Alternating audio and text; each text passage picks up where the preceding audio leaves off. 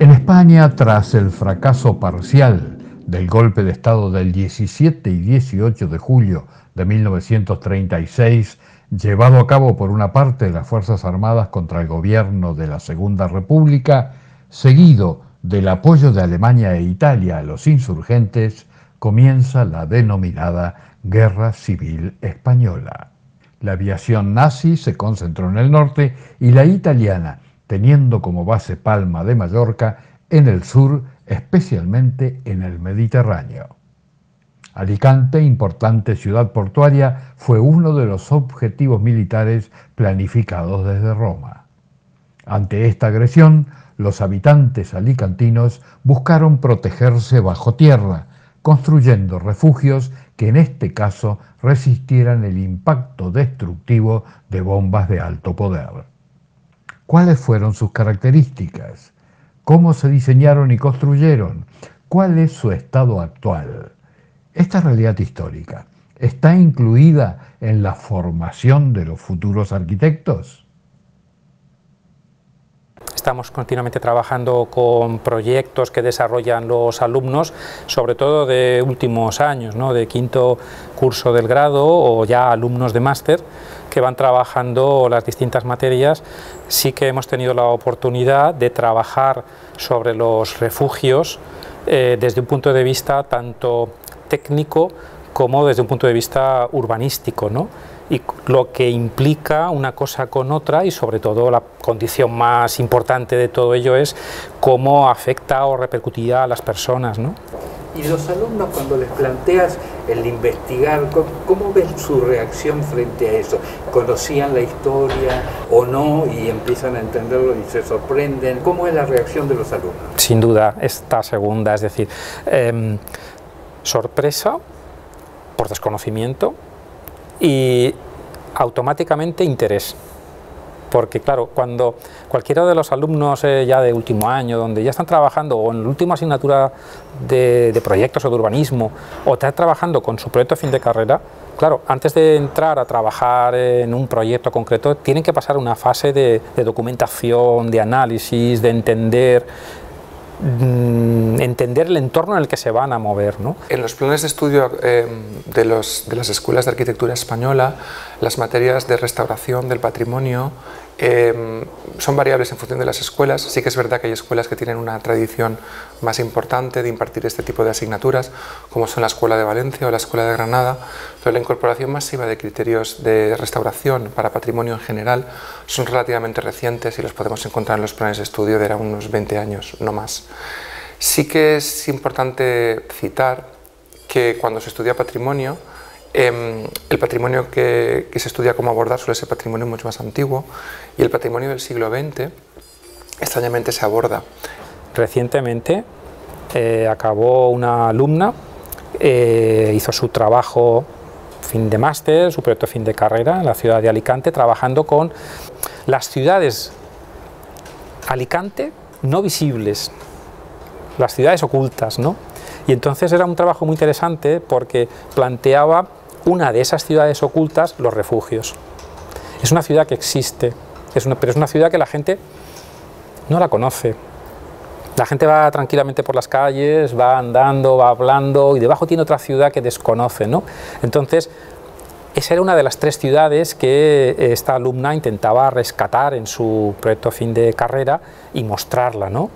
Y claro, es una alumna que no es de Alicante y que no conocía la historia de Alicante.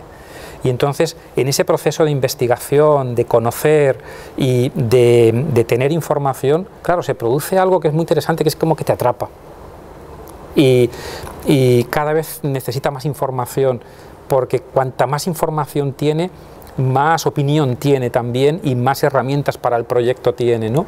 Y bueno, realmente el trabajo que ha desarrollado es excelente y bueno, acabó con una nota de un 10.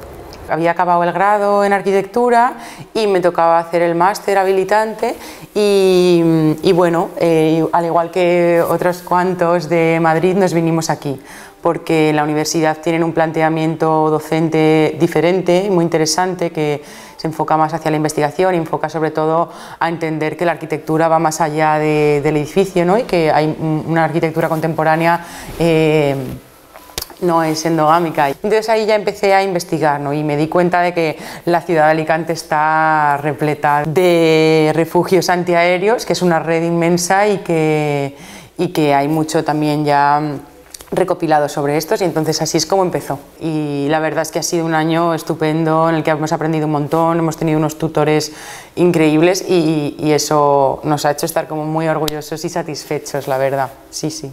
¿Crees tú que la comunidad tiene conciencia de que cuando camina por la ciudad, debajo hay como una ciudad paralela subterránea? Lo desconoce.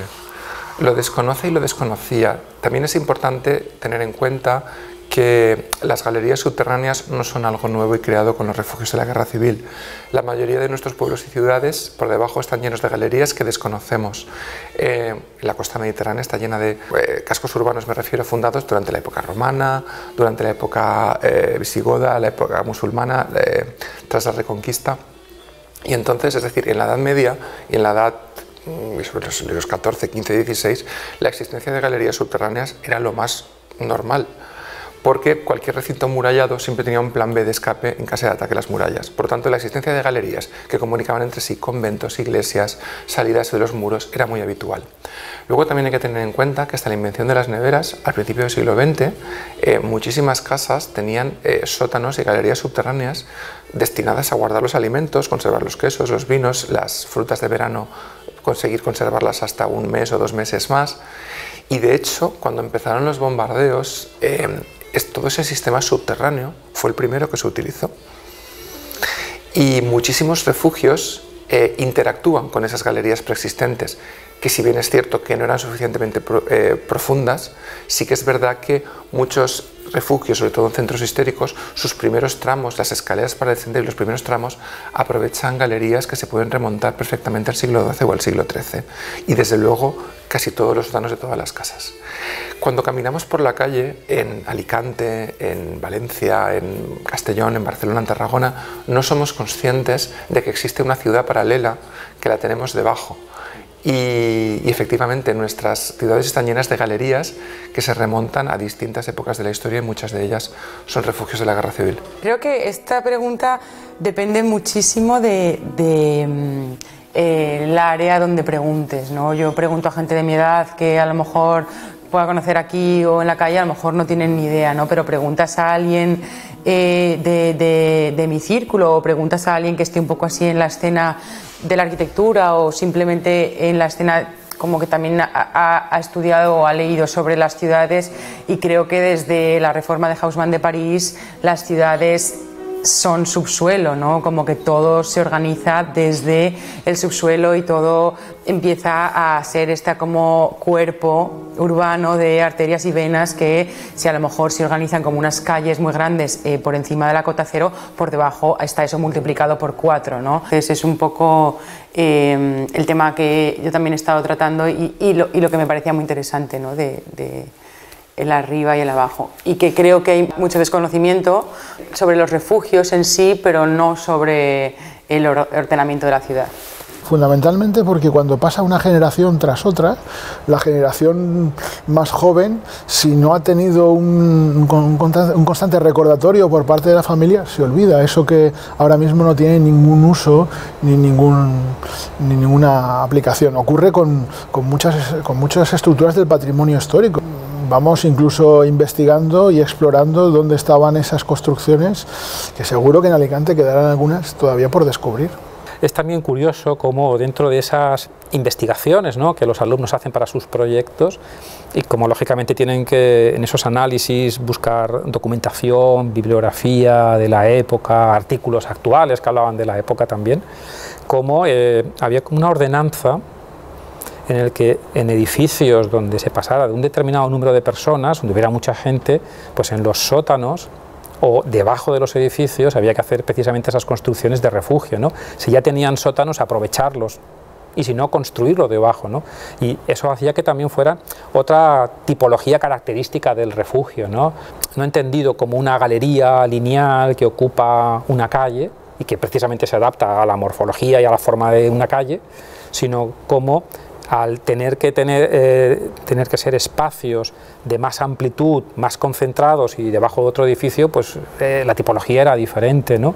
Pero es muy curioso cómo dentro de las propias ordenanzas o de esos criterios básicos y esenciales que se planteaban en aquella época, pues recogían esas condiciones, ¿no? Con lo cual no se veía un gran movimiento de tierras a la hora de ejecutar esos refugios, porque se habían construido debajo de construcciones existentes. Por lo tanto, bueno, probablemente no se vería nada desde el exterior, y bueno, todas esas tierras que se habían sacado probablemente se habrían aprovechado en generar sacos terreros para otro tipo de protecciones en la propia ciudad.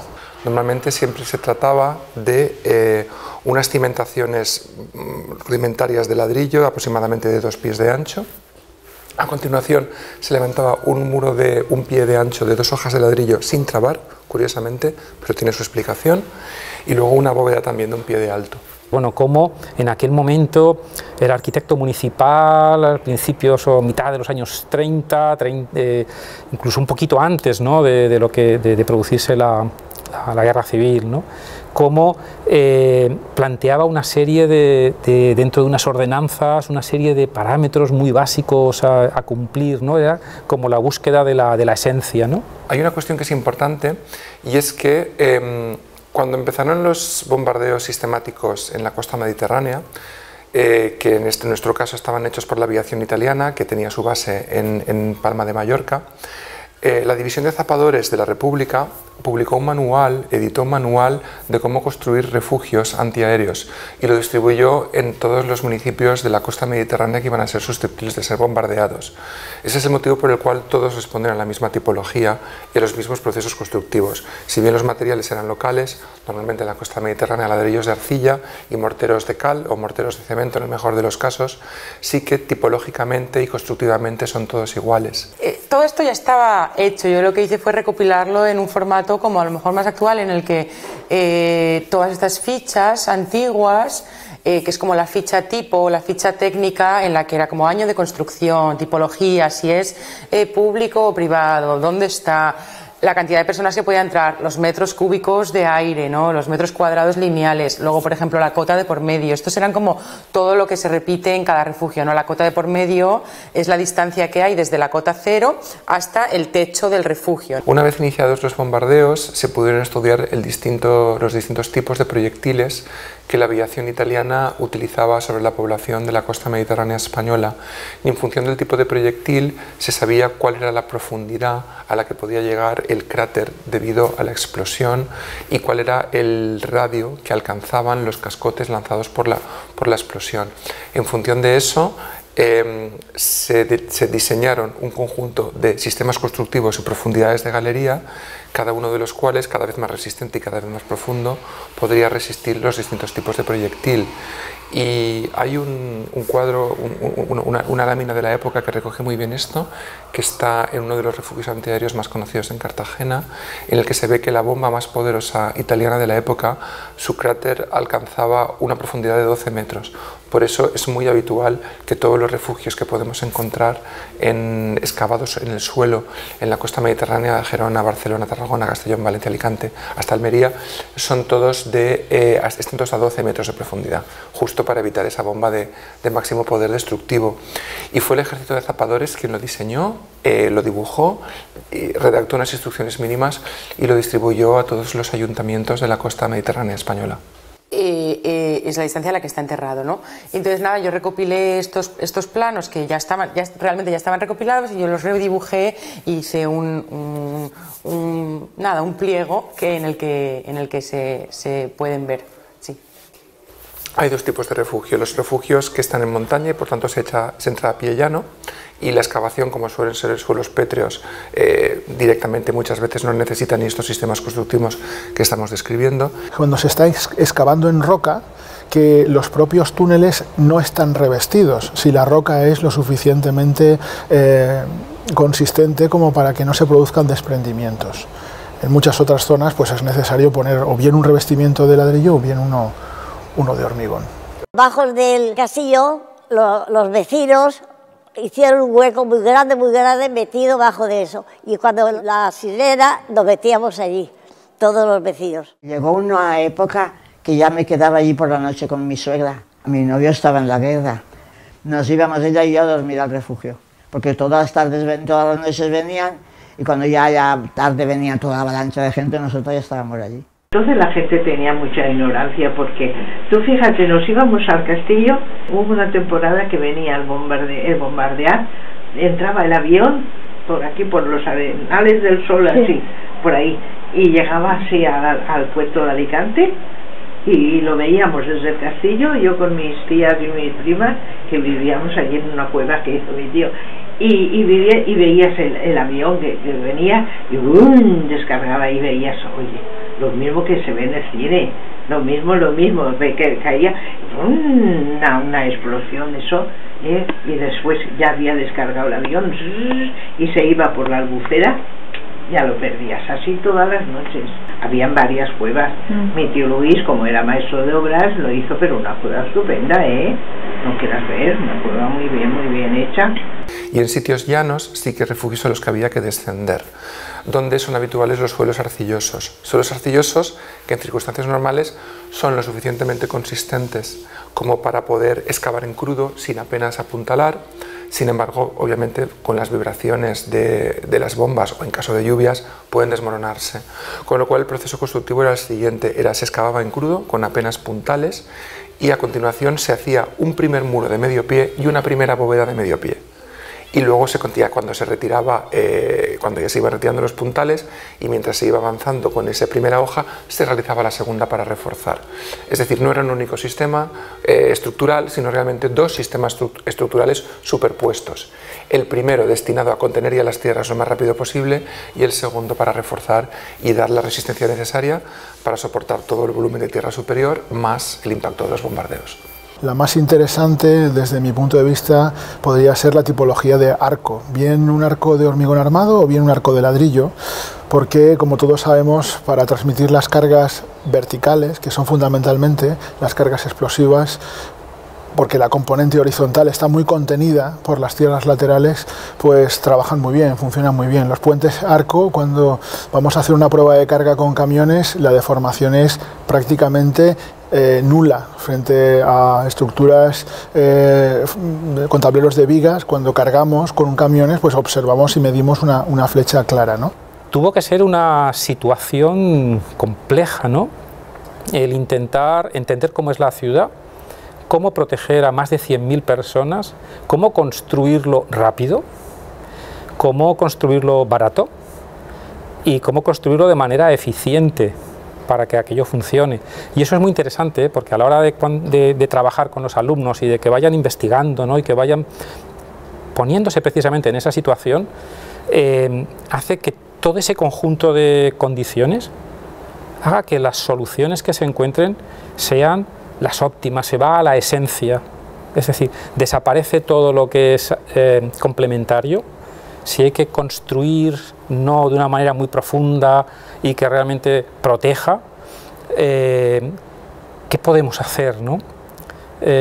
Amortiguar un impacto y una vibración tan potente como es la de una explosión, o incluso construir para que ese artefacto se rebote y se vaya, ¿no? Es decir, se va a la esencia, yo creo, que de los planteamientos, ¿no? Tenemos una gran seguridad frente a la carga vertical, sobre todo si además en la parte superior tenemos un paquete de tierras que amortiguan la explosión. Podemos ir entre 2 y 10 metros. Y todos hemos leído pues que hay refugios con capacidad de absorber cargas de impacto mucho mayores que otras, ¿no? Pues no solamente es la cantidad de espesor de hormigón armado, sino también el paquete de tierras que tenemos por encima, que lo que hace al final es un efecto de cuña que distribuye la acción vertical, ¿no? Con cubierta plana, en este caso pues normalmente lo que se solía hacer era que se levantaba completamente el terreno, se hacía una excavación y a partir de ahí se construía una estructura como la que hoy haríamos en un sótano, donde tendríamos un una losa de hormigón armado y encima luego se colocarían las tierras, ¿no? El paquete de tierras. Sí que es muy habitual que las luces sean cortas, ¿eh? En este caso la separación entre pilares, lo que intentamos es que en el caso de que llegara la rotura no fuera por un problema de flexión, sino que la estructura es lo suficientemente potente para poder absorber todas esas cargas, llamemos por cortante. El problema del cortante, como sabemos, es que la rotura es frágil, ¿eh? Entonces, si se produjera esa rotura, esa zona colapsaría completamente. Pero al tener pilares tan cerca, pues estamos teniendo una estructura altamente hiperestática, muy altamente hiperestática, de forma que se rompería esa viga, esa losa, ese tramo, pero seguiríamos garantizando que el resto del refugio tiene una seguridad importante. Siempre se tienen que diseñar desde un punto de vista, llamémosle como muy hiperestático, es decir, si colapsa una parte, que no colapse toda la estructura, y que además, si colapsa una parte, que permita la evacuación entre distintas zonas, ¿no? El primer contacto que tuve fue a hurtadillas, ¿no? Así digamos, porque claramente los obreros tenían la orden de que no podían dejar pasar a nadie, ¿no? Pero yo les dije, por favor, dejarme entrar, no sé qué. No, que te vas a caer, que está lleno de escombros, tal. Y yo, que llevo botas de trabajo, no sé qué. Entonces me dejaron pasar. Y entonces ahí entré en el de la Plaza Música Óscar Tordera, que es la que está abajo donde yo vivía antes. Y me sorprendió mucho porque yo pensaba que iban a ser más como espacios, ¿no? Y de repente me encontré con un pasillo. Entonces este fue el primer contacto, ¿no? El primer contacto, y después ya empecé a apuntarme a las visitas como que había, que ofrecían para estos, ¿no? Pero este fue el primer contacto que entré y que me impresionó mucho eso, la sensación de pasillo y la sensación de lo bien que estaba, ¿no? Que eran unos muros en perfecto estado, y por mucho que hubiera escombros en el suelo eran los de la entrada, ¿no? Que estaban ellos rehabilitando. Y cuando estos refugios pues tienen un proyecto, un diseño con un origen militar, pues los condicionantes, al igual que ocurre en ingeniería civil, a diferencia de edificación, se trabaja con otros parámetros, se trabaja con, a pesar de que tengamos la misma norma de cálculo de estructuras, pues los niveles de carga suelen ser mayores y por tanto las características de los hormigones son mejores, ¿no? Últimamente pues tenemos una norma que nos controla mucho la cantidad de cemento, la cantidad de agua, la cantidad de áridos que tiene nuestro hormigón. Pues en muchos de estos refugios nos encontramos que los hormigones están en bastante buen uso, ¿no? Se hicieron para aguantar las bombas, ¿no? Entonces se nota mucho que no se han degradado para nada. Y yo creo que incluso las restauraciones que se han llevado, o rehabilitaciones, ¿no? Que se han llevado a cabo, mantienen el estado original. Lo que cambia son las entradas, o a lo mejor pues han tenido como que arreglar los escalones o cambiar a una rampa, ¿no? Pero por lo general son para las paredes originales. Hay algunos refugios que se planifican con tiempo, se diseñan con tiempo y se construyen sin las premuras de un bombardeo inminente. Esos pues tienen unas calidades y unas características tanto estructurales como geométricas para la ubicación de las personas muy bien pensadas, y hay en otras ocasiones donde las decisiones se toman muy rápidas porque hay que salvar a la población de forma inmediata, y a veces pues esas decisiones que incluso ni siquiera hay un técnico por en medio o un maestro de obra, sino es la propia población, pues se toman soluciones que a veces no son las mejores, porque excavar con un pequeño paquete de tierras en un terreno que no es muy sólido, puede ocurrir que pues estás encerrando a las personas en un sitio completamente inseguro. En la que yo creo que participaban todos los vecinos, ¿no? Al final eran unas obras que tenían tanta prisa por ser construidas que todo el mundo que podía echar una mano en la obra o ayudar en la obra se volcaba, ¿no? Al trabajo, porque todo el mundo quería tener un refugio cerca de casa. Por la propia morfología de esas construcciones, tienen que ser espacios más bien estrechos, porque tienen que soportar mucho peso en la parte de arriba, tienen que soportar esas grandes vibraciones de una explosión, y no pueden ser espacios súper amplios, lógicamente no pueden estar iluminados de manera natural, son espacios muy angustiosos, ¿no? Y con precisamente la angustia adicional de tener que estar huyendo, ¿no? Protegiéndose, ¿no? Con miedo y con incertidumbre. En el refugio es que no podía tirar, es que no podíamos. ¡Ay, qué asfixiamiento, qué asfixiamiento! Y cuando nos metíamos, pues entre que no había luces y no sabíamos ni los que había allí, era descomposición de cuerpo lo que nos entraba. Vaya, que no podíamos abrazar aquello que había allí, porque eso era imponente, imponente, imponente.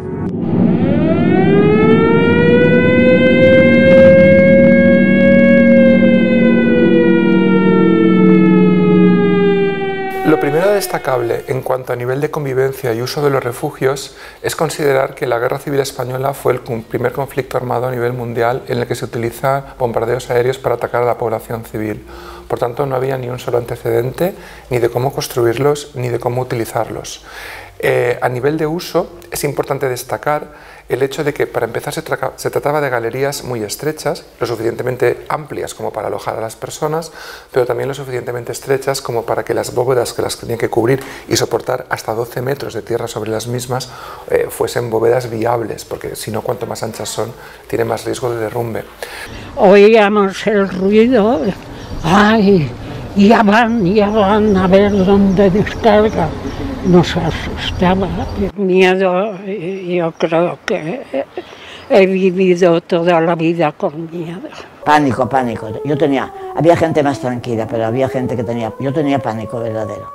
En aquella época había muy pocos radares, solo a disposición del ejército, con lo cual normalmente lo que habían eran unas campanas acústicas situadas en la costa donde soldados se dedicaban a escuchar todo el día, y cuando oían el rugir de los aviones y avisaban a la población civil, normalmente el tiempo que pasaba desde que se escuchaba el rugir de los aviones, de los motores, y se encendían las sirenas hasta que caía la primera bomba era de 3 minutos, no había más. Con lo cual, la primera norma era, cuando sonaban las sirenas, había que soltar lo que se estuviera haciendo y correr hacia el refugio más cercano.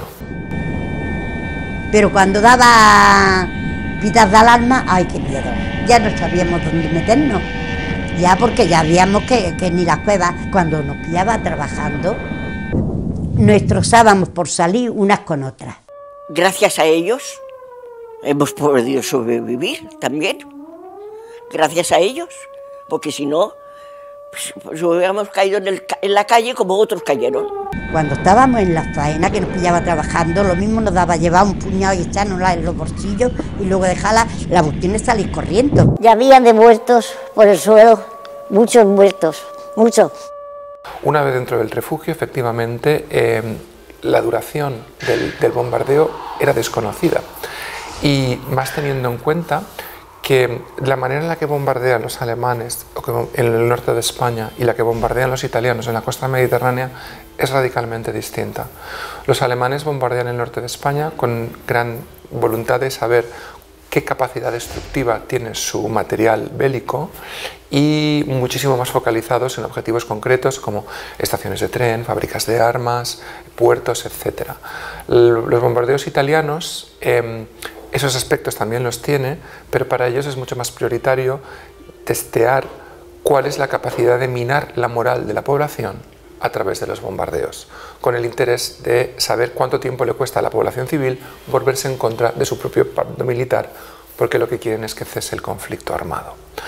Así pues, los bombardeos en la costa mediterránea eran sistemáticos, de duraciones distintas, para ver cuál era la reacción de la población civil, desde bombardeos que podían durar 2 horas hasta un famoso bombardeo en Barcelona que duró 72 horas seguidas, que son 3 días, y hasta que la Unión de Naciones tuvo que intervenir y pedir al gobierno italiano que cesara el ataque sobre Barcelona. La aviación italiana hacía bombardeos selectivos de la costa mediterránea, numeraron todos los municipios, desde Portbou hasta Almería, y cada municipio tenía un número. Y como los bombardeos eran estadísticos, lo que hacía era se comprobaba, es decir, pues decían, hoy bombardearemos las ciudades 1, 3, 5, 7, las impares, mañana las pares, mañana la 1, 6, 11, 16, es decir, era una cuestión de desgaste, con lo cual realmente los bombardeos que se hacían eran aleatorios y estadísticos. Sin embargo, a esta circunstancia, el bombardeo del mercado central de Alicante escapa, es decir, es distinto, Parece que no es casualidad el día que se bombardea, ni es casualidad la hora dentro del día, sino que realmente se está buscando hacer un daño muy intencionado a la población civil en el momento de máximo uso de un edificio de gran concurrencia. Pues yo era muy pequeña y yo me fui con mi mamá al mercado, porque entonces bajaban cosas de los pueblecitos y habían unas colas tan tremendas, y mi mamá me dijo, mira, tú te quedas aquí en esta cola y la mamá se va a otra. Y eso, y a las 11 de la mañana, que era acoso, empezaron a sonar las sirenas, y aquello era, no quieras más, y aquello era, cayeron las bombas en el mismo mercado cayeron las bombas, y hubo de muertos, y yo me escapé andando, y me encontraron en el castillo, en casa de mi tía Gloria. 11 añitos tenía, no tenía más, cuando la guerra, 11 años, y ya te digo, eso se me quedó tan grabado, que eso es, todo pasa, pero olvidarse, no. Hoy nosotros vemos en televisión los aviones bombarderos de hoy en día, con todos los sistemas ópticos de fotografía, etcétera, ¿no? Y que además hoy vemos misiles que son capaces de introducirse por una tubería de aireación de un sótano, ¿no? Cuando se hacía un bombardeo en la Segunda Guerra Mundial o en la guerra civil, en nuestra guerra civil, que fueron los preliminares, esos bombarderos no tenían la precisión ni mucho menos que tenemos hoy en día, ¿no? Y a esas alturas a las que se volaba para tratar de evitar las defensas antiaéreas, pues es difícil ver si no se ha hecho una gran excavación, un gran movimiento de tierras donde están cayendo esas bombas. Además de ello, el poder acertar con una precisión, hablemos de 100, 200 metros cuadrados, era difícil, es muy difícil, ¿no? La segunda cuestión era el tema de que el derecho a uso de los refugios era de los vecinos que lo habían costeado, si bien había un porcentaje de plazas disponibles para aquellas personas que fuesen transeúntes y se encontraran por casualidad en el barrio, porque el bombardeo los había sorprendido allí. Cuando se estaba dentro del refugio no se sabía cuánto tiempo se iba a estar. La luz era escasa y había una serie de parámetros de convivencia que estaban basados en: estaba prohibido comer. Porque claro, había gente que tenía comida y había gente que no tenía comida. Por lo tanto, el hecho de comer podía despertar la animadversión entre usuarios del refugio. Y lo peor que podía pasar dentro de un refugio era que hubiese una disputa. Este mismo parámetro de evitar discusiones lleva a las otras dos normas de funcionamiento. La segunda, estaba prohibido hablar de política. En cualquier ciudad, a pesar de estar en el bando republicano, había personas que eran favorables al bando nacional y personas que eran favorables al bando republicano. Por lo tanto, estaba prohibido hablar de política y estaba prohibido hablar del propio conflicto. Y la tercera norma de funcionamiento, estaba prohibido ser pesimista. No se podían hacer comentarios tristes ni comentarios pesimistas. Se podía cantar, se podía hablar de cualquier cosa de la vida cotidiana, pero no se podían hacer comentarios pesimistas. Como que algunas reglas autoimpuestas por las propias personas que estaban en esos refugios, ¿no? De, por favor, mantengan la calma, por favor, manténganse en silencio, por favor, respeten a los demás. Son como grafitis hechos en los propios refugios, hechos por las personas que están allí abajo, ¿no? Como una forma de tranquilizarse y de autoponerse unas reglas, ¿no? Más allá de las reglas que ya se ponían desde el ayuntamiento, desde los servicios técnicos, de la organización del espacio, de por dónde entrar, de cómo tienen que ser las galerías, de las dobles entradas, por si alguna se tapona, etcétera, ¿no? Como las propias personas que estaban allí ponían también de su parte para intentar calmarse, ¿no? Y tener unas mínimas reglas, ¿no? Sí, bueno, hay que tener en cuenta que además el ambiente era incómodo porque había muchas veces la luz escasa de algún sistema eléctrico con una sola bombilla para toda una galería. Obviamente no había velas porque para evitar consumir el oxígeno, pero hay que tener en cuenta que dentro del refugio no solo había población civil, sino que pues también la Guardia Civil o la policía de la época y sobre todo muchísimos soldados republicanos también utilizaban los refugios y por tanto muy normalmente había siempre en cualquier circunstancia alguien que pudiera velar por el cumplimiento de las normas. En cualquier caso eran los propios vecinos quienes, si alguien no se comportaba, lo sacaban del refugio en pleno bombardeo.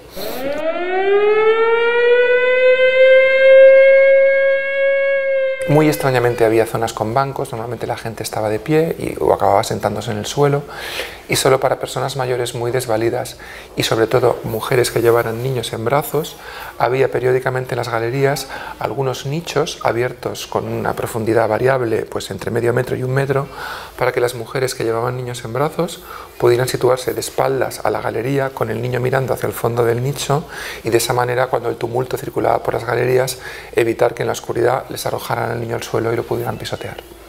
A medida que el Frente Nacional iba avanzando hacia la costa mediterránea, se produjo un éxodo de población importante hacia los municipios de Comunidad Valenciana, Cataluña, Murcia y el este de Andalucía.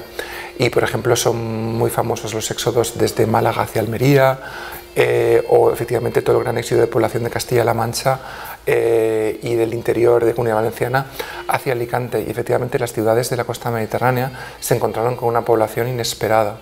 En el caso de Alicante efectivamente tuvo una sobrepoblación que hizo que los refugios de la ciudad fueran insuficientes, y aquí se produjeron, como en otros municipios, ejemplos de bombardeos en los que el refugio se llenó y la gente se quedó en la calle y no pudo entrar. En aquel momento, una vez que terminó la necesidad de tener esos refugios, claro, como la imagen y el recuerdo que se tiene de esos espacios no es un espacio agradable, son recuerdos de angustia. Yo creo que en aquel momento, una vez que pasó todo y ya no eran necesarios, bueno, vamos a olvidarnos de ellos, ¿no?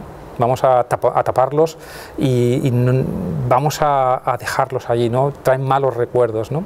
Es importante tener en cuenta que la Guerra Civil Española, incluso hoy, todavía es un tema de conversación muy incómodo, porque a diferencia de la Segunda Guerra Mundial, donde unos países se enfrentaron a otros y de alguna manera en cada país se tiene la conciencia, aunque no sea cierto, de haber estado del mismo bando y por tanto que el país haya acabado unido, lo de España se trató de una guerra civil donde hermanos se enfrentaron contra otros hermanos, vecinos con vecinos, y por tanto a nivel psicológico y a nivel político el conflicto de la guerra civil no está del todo superado en algunos aspectos, y la existencia de los refugios de la guerra civil es como un recordatorio de que existió un conflicto muy importante en nuestra sociedad no hace ni 100 años.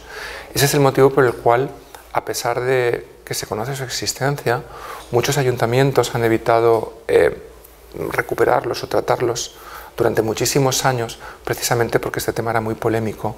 Y sí que ha sido más recientemente, cuando las distintas generaciones españolas se van sucediendo y el tema de la guerra civil se va superando o se va asumiendo en muchos aspectos, cuando algunos ayuntamientos se han atrevido a poner estas cuestiones en valor. Sin embargo, el aprendizaje que tenemos arquitectas y arquitectos para abordar este tipo de proyectos no es específico, no lo tenemos en las asignaturas, sino que realmente lo que obtenemos es aprendizaje y parámetros comunes de otro tipo de proyectos, proyectos que están hechos con obras de ladrillo, proyectos que son sensibles para la población a nivel social, proyectos que están enterrados, etc. Es decir, pero no hay un aprendizaje específico sobre cómo abordar este tipo de proyecto. Estos refugios muchas veces nos encontramos que se quedan olvidados, pasan 20, 30, 40 años, nadie baja a ver qué hay ahí, y bueno, en muchas ocasiones se dejó sin nada dentro y luego pues se convierten en zonas de acopio de agua y que al final pues también van generando problemas de humedades en los edificios justo donde debajo está. Recuperar esos espacios, como esa ciudad, como decía, de otro nivel, vinculado a lo cultural, al recuerdo, incluso recrear esas sensaciones pero desde otro punto de vista a modo de concienciación o de aprendizaje o de enseñanza, pues es necesario, ¿no? Y así creo que es como se está haciendo, no solo en Alicante sino en otras ciudades. Desde mi punto de vista, una vez han pasado ya tantos años, yo creo que es muy positivo, al principio probablemente, cuando se clausuraron, tuviesen como dos vertientes. Una para cerrar ese periodo de guerra, que ya seas de un lado o seas del otro, ha sido negativo seguro, muy negativo porque ha generado sufrimiento, pero una vez han pasado ya esas 2 generaciones al menos, creo que el conocer una parte de nuestra historia y de lo que nuestros padres, nuestros abuelos tuvieron que sufrir y vivir, y lo que tuvieron que hacer para mantenerse con vida, desde mi punto de vista creo que es muy positivo. Ahora bien, todo eso hay que revestirlo con una parte cultural, con una parte que recuerde lo que ocurrió en aquella época. Cuando visitas, yo he tenido la suerte de vivir periodos de mi vida fuera de España, y cuando en el Reino Unido le dan tanto recordatorio, se generan museos, se generan incluso en propios refugios, hay asociaciones, no necesariamente todo esto financiado y empujado y movido por la administración pública, sino que asociaciones que son amigos de los refugios, amigos de los museos, pues ayudan a recuperar materiales, ayudan a recuperar enseres que en ese periodo pues se utilizaron, ¿no? Y se ponen en valor determinadas épocas del año.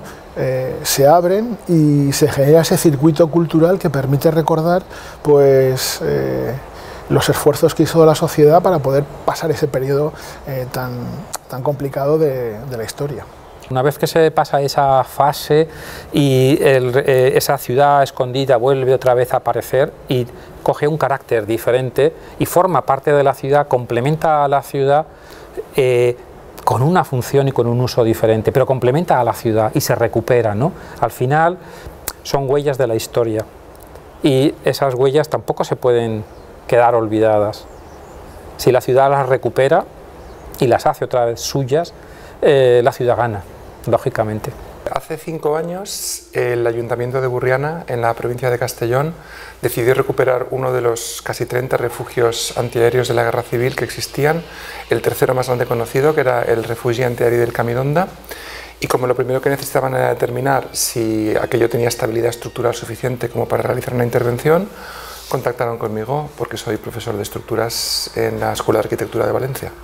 Las arquitectas o arquitectos que nos hemos enfrentado a tener que rehabilitar un refugio antiaéreo de la Guerra Civil, uno de los retos más grandes que tenemos es cómo tratar el tema del acceso.